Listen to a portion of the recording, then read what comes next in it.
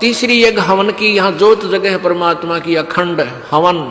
हवन पुण्यात्माओं, जैसे अभी तक आपने देखा ये ऋषि लोग गेर का लकड़ क्यों कह के घर तक जा था, राजाओं ने पटा लिया करते, धनिया ने उन्हें कह देते अच्छा हवन करो, वहाँ गेर के 2-3 धड़ी लकड़ी और ठोके जान दे लोटे भर भर घी के स्वाहा स्वाहो पाटो पकड़े। अब उसमें क्या था दोस्त, वो अच्छी बात है हवन करना, लेकिन वो तरीका प्रॉपर नहीं। न्यू कारण आंधा न्योतर 2 बुलावे, अगर आंधे का निमंत्रण दोगे 2 आवेंगे एक की बजाय।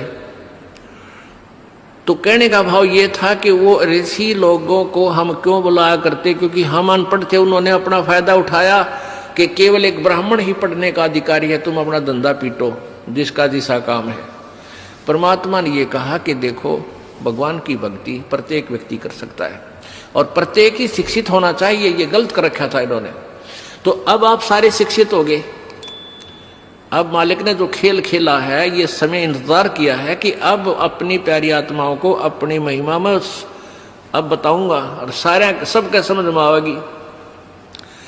अब आप सभी शिक्षित हो गए और सभी को मंत्र ये परमात्मा की वाणी याद होगी।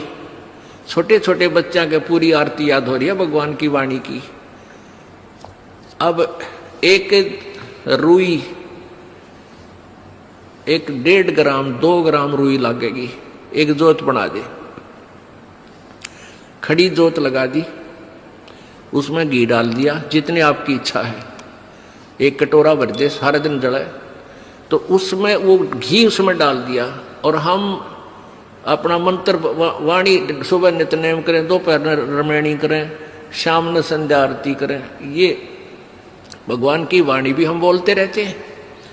तो वो भी हवन हो रहा है। उस लकड़ियों वाले हवन की तुलना में ये हवन श्रेष्ठ है, क्योंकि इसमें आप एक 100 ग्राम रुई में 1 क्विंटल घी हवन कर सकते हो। उसमें घी, उसकी जोत ने जलन नहीं दे, उसमें डालने जावे घी। 100 ग्राम जोत में 1 क्विंटल घी हवन कर सकते हो आप। और लकड़ियां में 1 क्विंटल घी हवन करने के लिए कम से कम भी 20 किलो तक कम से कम लकड़ी जला देते हो। तो उन लकड़ियों के जलने से कार्बन डाइऑक्साइड अधिक होती है।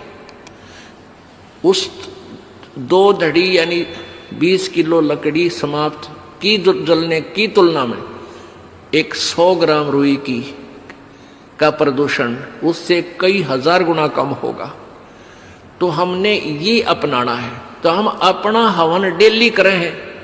अब क्या करा करते, कोई मृत्यु होगी, बुलाओ गुरुजी ने और हमारा हवन करियो 2-3-4 दिन।